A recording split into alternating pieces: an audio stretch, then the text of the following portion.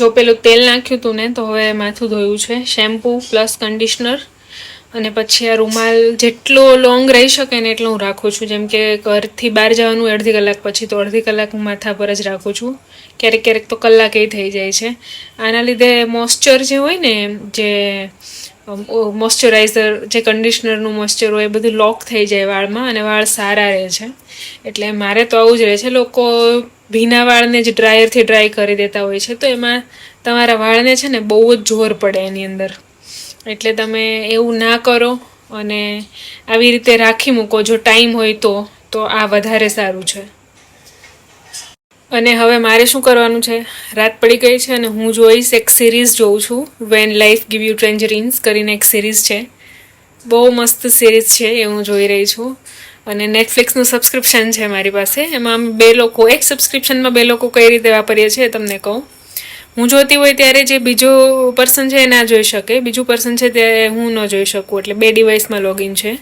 તો 1 સ્ક્રીન જ છે, 1 સ્ક્રીન એટ અ ટાઈમ છે. તો એ રીતે અમે જોઈએ છીએ નેટફ્લિક્સ. તો અત્યારે હું નેટફ્લિક્સ પર એ સિરીઝ જોઉં છું, તમે પણ જોજો, બહુ જ મસ્ત છે, વેન લાઈફ ગીવ યુ ટેન્જરીન્સ.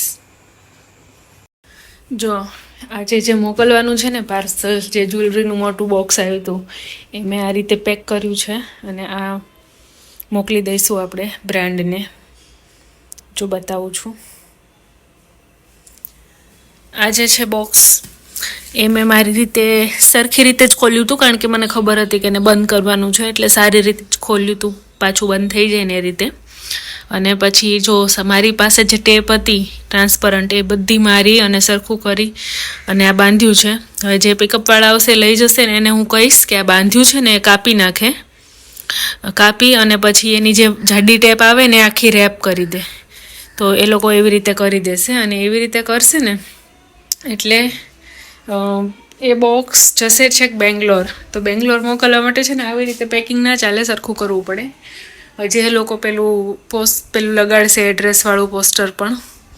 એટલે તો જોઈએ હવે બેંગ્લોર ક્યારે પહોંચે છે. જો અત્યારે એક કોક ફોરેનનું ઇન્સ્ટાગ્રામનું અકાઉન્ટ છે ને, એ લોકો કન્ટેન્ટ ક્રિએશનને હાયર કરી રહ્યા છે, કે જે લોકો એના માટે રીલ બનાવે એને એ લોકો પે કરે એવું. તો એના માટે એક ઇન્ટરવ્યૂનો વિડીયો બનાવવાનો છે. તો એ બનાવવા માટે જ હું અત્યારે બેઠી છું. જો બધું સેટઅપ કરી લીધું છે, રિંગ લાઇટ મૂકી દીધી છે, અને રિંગ લાઇટ પણ બતાવું છું તમને, વેટ દેખાય તો. જો આ રિંગ લાઇટ છે ચાલુ જ છે, પણ આવી રીતે તમને બહુ પ્રકાશ નહીં દેખાય, કારણ કે મોઢા ઉપર જ વધારે પ્રકાશ ફેંકતું હોય છે. એટલે તો મેં વિડીયો બનાવી લીધો છે, હું ફોર્મ ભરી દઈશ, એમને મોકલી દઈશ. જો એમને ગમશે તો હું એ લોકો માટે પણ રીલ બનાવીશ. તો આવી જ રીતે હોય છે. આમાં કોઈ સામે ઇન્ટરવ્યૂ નથી હોતું, એ લોકોને કંઈ ફેર ના પડે. તમે વિડીયો બનાવીને સારો મોકલો, તમારા પ્રોફાઇલ પર સારા વિડીયોઝ હોય તો તમને હાયર કરે. તો ફિંગર્સ ક્રોસ્ડ, જોઈએ શું થાય છે, અને મળીએ હવે નેક્સ્ટ વિડીયોમાં.